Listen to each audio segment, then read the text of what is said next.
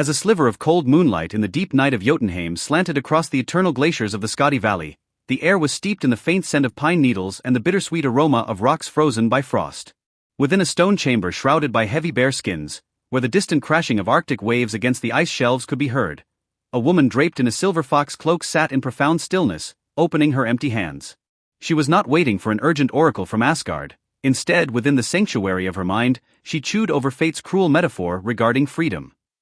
She was Skadi, the goddess of winter, a woman who chose to wander at the periphery of power, exiling herself to the snow-capped peaks for centuries. This is a chronicle of how restraint erupts into power, and how solitude is transmutated into nobility.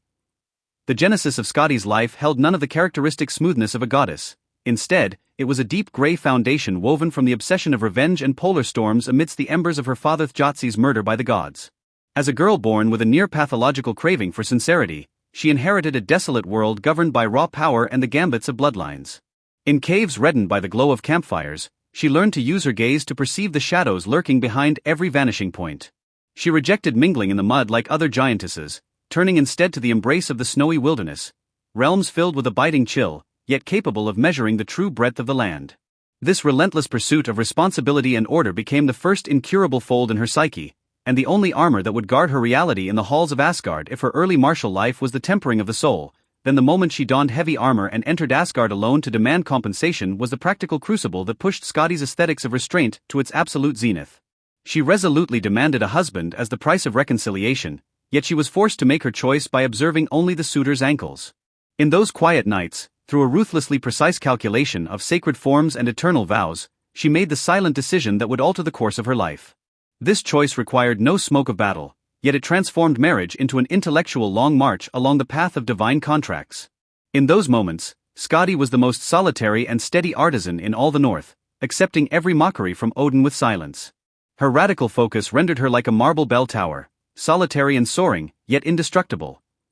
The summit of power in the eyes of the wise is often manifested as the shattering of emotions. When her husband, the sea god Njord, could not endure the biting cold of the mountains, and she could not bear the ceaseless clamor of the sea, Skadi, in a palace filled with damp sea breezes, felt for the first time the void of being abandoned by the gods. This transition, returning from queen to observer, was fraught with intellectual struggle, yet it endowed her with a cold, almost translucent peace.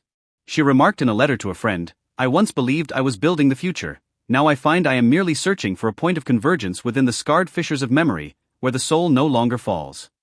This expansive clarity, born of witnessing the rise and fall of material desire, became her hardest armor in her later years, allowing her to face the prophecy of Ragnarok with the serenity of a sunset sinking into an icy sea. The final season of Skadi was spent in the Skadi Valley in a state of profound solemnity and a silence illuminated by the radiance of a sage. By then, Skadi's body had become remarkably weightless from chronic exhaustion. Her majestic hunting robe now hung loosely upon her slender frame. She understood that her era of order was drawing to its close. In her final conscious moments, she requested that her servants lead her to the window, to listen one last time to the sound of the tides, a melody belonging to her inner self, with no audience but the void. She closed her eyes, tracing a final arc of completion across her knees with hands that had held 10,000 scepters and turned 10,000 star charts. In that moment, the Arctic wind carried away the final sigh of this great hermit. She left behind no massive territorial conquests, only this scorched wisdom of solitude that still glows after 2,000 years. Even today, millennia after her departure, the name Skadi remains the sole sanctuary for many insomniac seekers in the deep of night. What she left was not a towering monument of triumph, but a spiritual template of self-restraint and noble departure. She teaches us that even if the entire world besieges you with turmoil, the order of your inner self remains governed by your perception of truth. In absolute shadow, she maintained absolute sobriety. Beneath the ruins of the valley, worn smooth by history, she maintains that posture of leaning her head to listen, as if still soothing this increasingly restless and anxious world. Her life was a long cultivation of deconstructing brilliance, an intellectual long march seeking sacred rhythms amidst the chaotic dust of the world. Skadi's story thus draws to a slow close amidst the fading whispers of the north wind in the valley. She was never an opportunist who bartered her essence for fame or power. She was merely a weary soul who steadfastly refused to compromise with mediocrity.